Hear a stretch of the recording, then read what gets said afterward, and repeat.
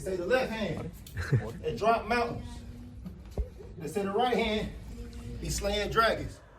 All right, so really intriguing stuff coming out of the light heavyweight division.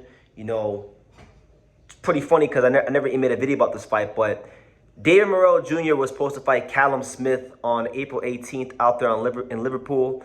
The fight's not happening anymore because Callum Smith pulled out of the fight with an injury. So you got David Morrell Jr., who's now trying to pick up the pieces and figure out what the next step is in his career.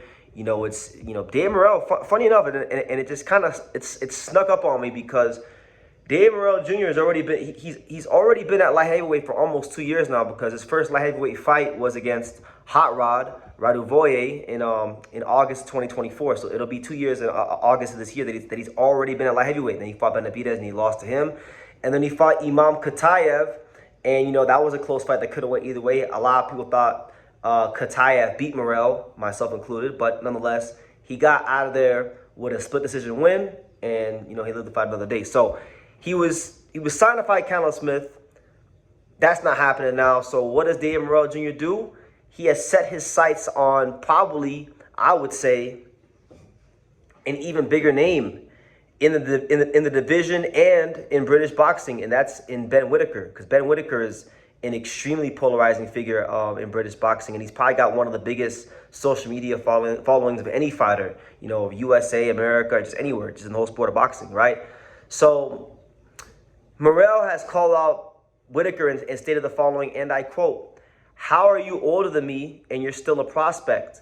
And that's what it is. So he wants to fight him, and he's called him out, and he said, let's give the fans a fight they want to see. Let's get it, you know.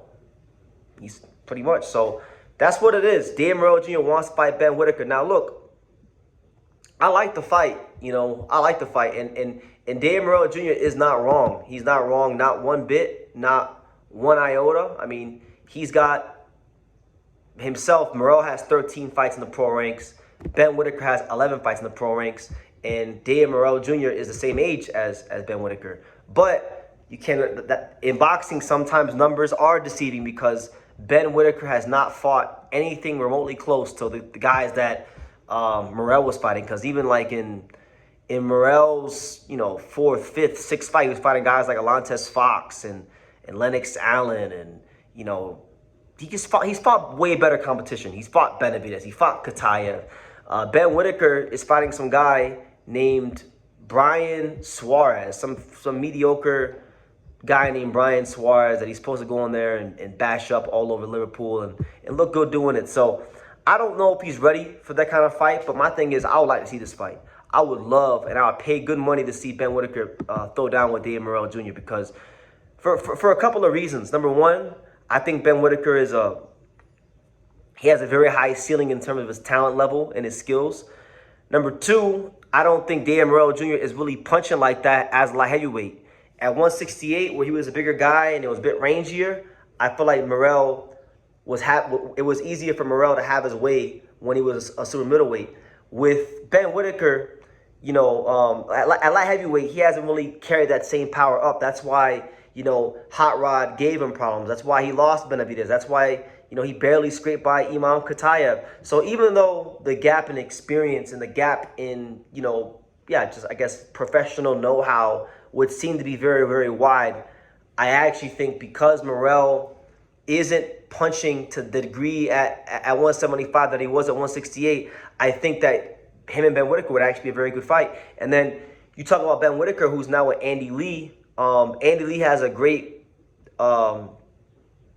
way about him as a trainer, and I gotta give him a lot of credit because he comes from that Kronk Gym, Emmanuel Stewart cloth.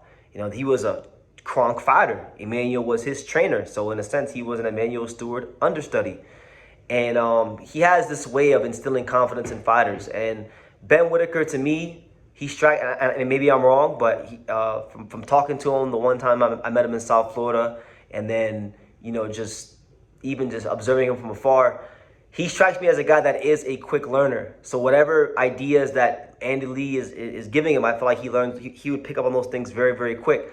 So maybe not now, maybe not like right now, the second, but I would say later on this year after Ben Whitaker wins his next fight, I would like to see Ben Whitaker fight Dan Morell Jr. later on in 2026. Why not? Morell is a guy that was a upper echelon 68 pounder, but I don't think he is an upper echelon 75 pounder. I think he's a good 75 pounder. I think he's a real credible, true contender, and he's been fighting a lot of good people. And sometimes when you fight such tough competition back to back to back, you're not going to look great. I understand that. But it's clear to see he's not punching to the degree at 175 that he was at 168. So if I'm Ben Whitaker, you had, I think, his last fight against Benjamin Gavazi. I think that was his first camp at Andy Lee, if I'm not mistaken. This will be a second camp at Andy Lee. I feel like after this fight, you should now be ready to step up and fight someone. You could have your process, you could have your path. Only Andy Lee and the promoters know what they want to do with Ben Whitaker. But I think Morell is a winnable fight. I don't look at it as a fight he can't win. I think it's a fight that with his talent level, with his skill set, and now under the guidance of Andy Lee, Morell is there to be beat.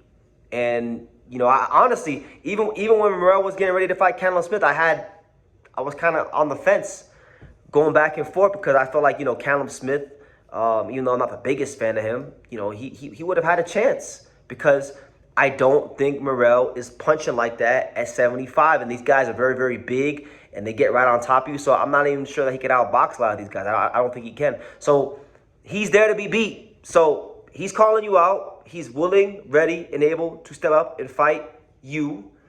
Pull his card. Let's see if Dan Morell and the fine folks at PBC and Luis de Cubas Jr. and all the guys that handle his career, let's see if they really want to fight Ben Whitaker. Why not? I think it'd be a great fight for boxing. I think it's an explosive matchup. Morell, while he's not punching at 175 the way he did at 68, he's still respectable. I'm not going to sit here and say he's, pillow-fisted, but he's respectable.